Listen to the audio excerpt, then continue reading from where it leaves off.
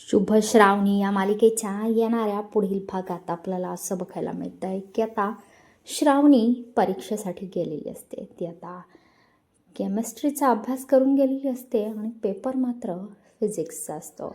त्यानंतर मात्र श्रावणीचा पुन्हा पेपरच्या हॉलमध्ये सगळ्यांसमोर पचका झालेला असतो आणि ती असते शिक्षण मंत्र्यांची मुलगी आणि ती एवढी धांदरट आहे असं मालिकेमध्ये दाखवलेलं आहे. त्यानंतर आता घरी बाबांनी आणि अलकनंदा या आत्याने ठरवलेलं आहे की जर श्रावणी आता परीक्षेत पास झाली नाही तर तिचं लग्न करून टाकायचं आहे.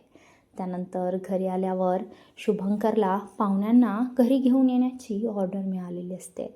शुभंकर विचारतो कोणाचे पाहुणे आहेत. त्यानंतर काका सांगतात की पाहुणे बघायला येत आहेत आणि ते मोक्षा दीदीला येत आहेत.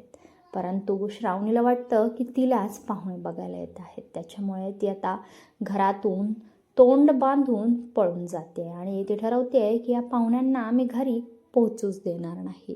इकडे शुभंकरला हा सगळा झालेला गोंधळ समजतो की श्रावणीचा हा गोंधळ झालेला आहे की पाहुणे तिलाच बघायला येत आहेत.